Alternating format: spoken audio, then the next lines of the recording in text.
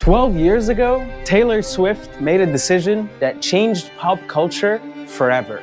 We're thinking we're gonna do like maybe bangs, maybe like some extensions. I'm like, you know what?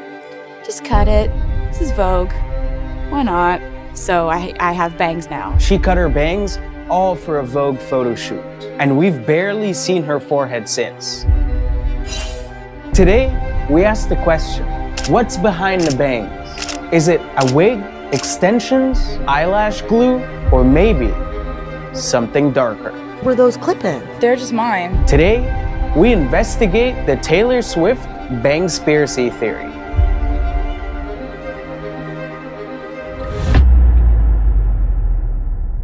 Hello, friends.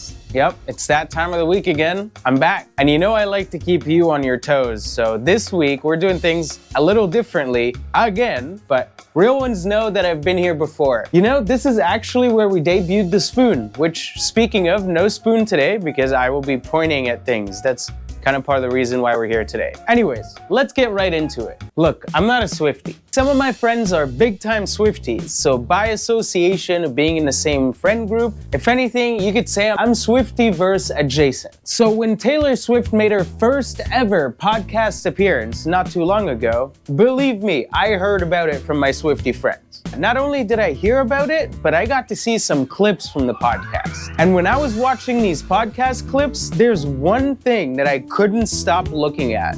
Do you see this? Is it just me? Do you see how perfect these bangs are? They are tickling her eyelashes. I feel like when she blinks, her eyelashes barely clear the full bangs. I've never seen full bangs like this ever. I didn't even know what I was gonna say. These are just some of the craziest bangs I've ever seen. Wow. Swifties, hold on. I'm not saying crazy bad. This is just crazy. It's good. I've never seen anything like it. This is one of a kind. And maybe this is common in the hairstyling world where you have the bangs like so close touch. I was just fascinated by it. I couldn't stop thinking about it. Is that a wig? Are these extensions perhaps? I couldn't shake it out of my head. So I did what every logical person would do, and I went on a massive research journey looking up the origin of the bangs, what the bangs are all about, deep in the Reddit archives, reading Vogue magazines. Yeah, I know, right? They had magazines back in the day. Do you even know what that is? My FBI agent, well, I'm in Canada, so we don't have FBI, but we'll say FBI. My FBI agent probably put me on a Taylor Swift watch list because he's never seen anybody do that much Taylor Swift research. Alert, alert, disclaimer, alert, alert, alert. I know the Swifties go hard. I do not claim to be a Swiftie. In fact, I know very little about Taylor herself. I was just more fascinated by the hair and the bangs. And along the way, I learned some stuff about Taylor Swift, obviously. But I'm not a big Taylor head. I guess they call them Swifties, not Taylor heads. Imagine if Swifties were just called Taylor heads now. You're welcome, Taylor heads. So, Swifties or not, excuse however many minutes of yapping this video is, but yeah, we'll be yapping about Taylor Swift's bangs today.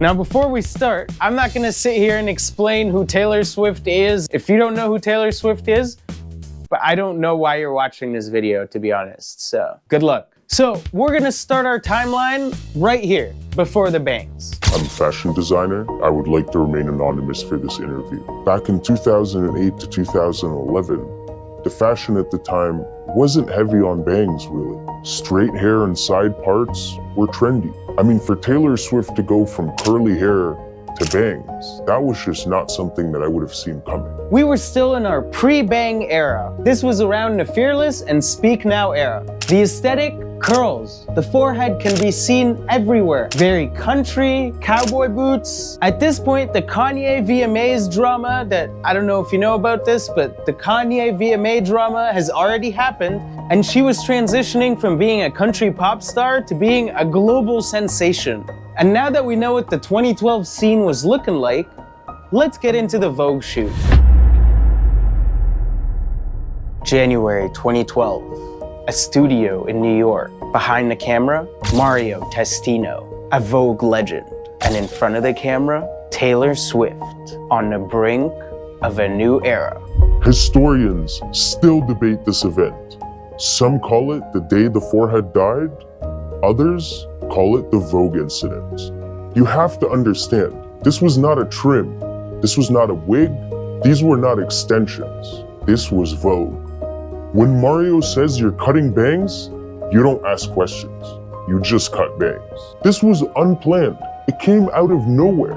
One day, the forehead just disappeared. According to my research, this was a big moment, especially in the Swiftie-verse, for all the Swiftie heads out there. Notice the iconic cover and the bangs. These were not extensions. That was not a wig. That was her real hair. Somewhere in that studio, the forehead disappeared. Now we know that this bang incident was not premeditated. In fact, they were just in the studio and they were talking about bangs, and she said, "Roll the clip, please." We're thinking we're gonna do like maybe bangs, maybe like some extensions. I'm like, you know what? Just cut it. This is Vogue. Why not? So I have bangs now. Did you cut these bangs or were those clip-ins? They're just mine. That's legit? Yeah. Oh, I love them. Bangs. It was for the Vogue shoot. Like a couple months ago, and they were like, we're thinking bangs, and I'm like, do whatever you want. Now we know Mario Testino was behind the camera, and Grace Coddington was the creative director of Vogue at the time. But whose idea was it to give Taylor Swift her bangs? Now, while the identity of the hairstylist from this specific shoot remains anonymous, we're gonna try to find something before the end of the video. I mean, nobody knows who the hairstylist was on that Vogue incident. It remains a mystery till this day. And the question still remains, was it the glam team? Was it someone at Vogue? Who cut the bangs at the Vogue incident? It remains a mystery till this day. Now, if I can get your attention back on our timeline, this was life before bangs, and then we discussed the Vogue incident. Every single era that Taylor Swift has gone through has had different styles of bangs. They've all had bangs, but every era has a slightly different take or variation on the Taylor Swift bangs. I would argue that bangs have become part of Taylor Swift's identity. You can't Taylor Swift with no bangs. When Taylor changes bangs, a new era is born. Yet, with all these changes in the bangs and the bang styles, they always remain perfect. What's her secret? Is there some big Bangspiracy theory? Warning, warning, warning. The following section of the video contains major speculation and tons of unverified Reddit comments, so take everything you see in there with a grain of salt. The Bangspiracy Theories. How could you have perfect bangs every time? That's the Swiftie guarantee. What's the secret? We're gonna be rating every Bangspiracy theory out of 5.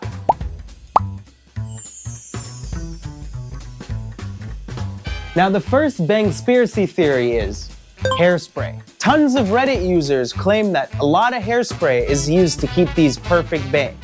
And from the little hair research that I've done, that seems plausible, but I'm not buying it. We'll rate the hairspray 2.5 Bangspiracies out of 5. Next, a hairstylist on Reddit claims that it's flat wrapping, and that just sounds like a sexual act to me. So I'm not gonna comment on that, but could be plausible, who knows? Flat wrapping? For flat wrapping, well, it seems plausible, I can't really comment on it, so we'll give it another 2.5 Bangspiracies out of 5. Now, this user claims that she uses eyelash glue on her forehead. Glue on your forehead to keep your bangs in. I'm just gonna take a little side tangent here, but apparently making your bangs stay down and look good is a major problem with having bangs. Like, I always thought it was about them growing out and then having to wait out in that awkward stage, but also while you have them, the struggle of the bangs remaining on your face seems to be a real struggle as well,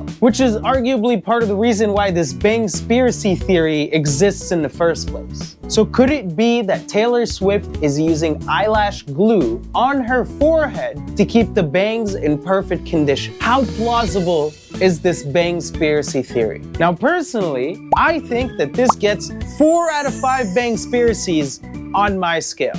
Now, a lot of people are saying it's money. You got money, money, money, money, money, money. Here we go. yeah, cool, but like, that doesn't give me a good Bangspiracy theory here. All right, so we're gonna ignore all the money comments. Now there is this one Reddit post that I found that talks about how if Taylor is cutting her own bangs, then she's doing a great job. So could it be that Taylor Swift, a billionaire, takes care of her own bangs? How plausible is this Bangspiracy theory? Now, while personally I'm a big believer in the eyelash glue on your forehead Bangspiracy theory, I think that this particular Bangspiracy theory has a lot of legs to stand on. If you had a hairstyle that you had to attend to this often and take care of, maybe you would just learn how to take care of it. So what do we rate this Bangspiracy theory out of 5? I'm gonna rate this 4.5 Bangspiracy theories out of 5. Yeah, it has the most legs so far, so I gotta put it up there. I think I know about every Bangspiracy theory out there. There's one with the hairsprayers, one with the eyelash glue. There's even one with the AI forehead reconstruction. Have you heard about this one? I could go on and on and on and on and on with these Bangspiracy theories, but I'll save your time. After hours and hours of research and going through all these Bangspiracy theories, the one thing that stood out to me, the one thing that destroyed every Bangspiracy theory in its tracks, was the Eras tour.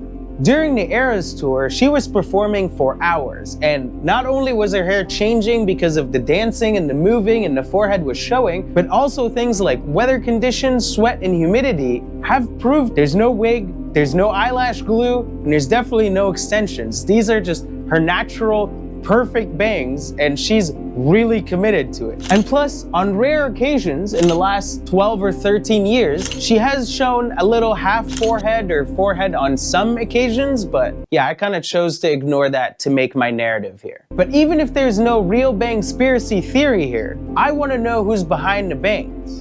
And there's no denying that the bangs have had a massive cultural impact. During my research, one of the things that I had to scroll through and avoid the most was all the bangs tutorials. Reddit posts that are like, anybody want to get bangs after seeing Taylor Swift? The cultural impact of Taylor Swift and bangs has kind of transcended hairstyles. Ever since the Vogue Incident, the bangs have stuck around, and we've seen many different iterations of the bangs. Every era had its own distinct style of bangs.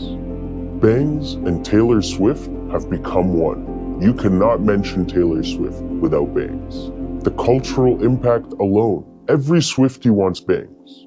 But what was still driving me crazy was not knowing who really is behind the bangs. I mean, nobody knows who the hairstylist was on that Vogue Incident. It remains a mystery till this day. Was it the glam team? Was it someone at Vogue? Who cut the bangs? Now, because nobody was officially credited for being the hairstylist on this specific Vogue shoot, I had to dig a lot deeper to find this. I was able to find Taylor's entire glam team, and it led me to this one person named Gemma.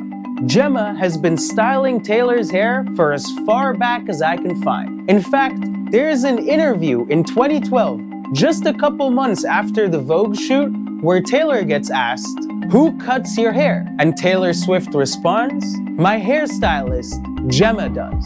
So while the idea for the bangs during that shoot might have been the photographers or the creative director or whoever it was from Vogue, it has been Gemma's execution. She is the person behind the bangs all along.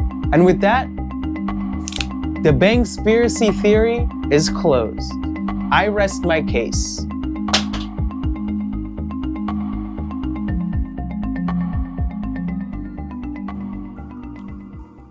So yeah, once again, you made it to the end of the video. And while there's no deep, dark Bangspiracy theory, we found the person that was behind the bangs all along. And that's really what I care about. This is a bangs appreciation video for them perfect bangs tickling your eyelash.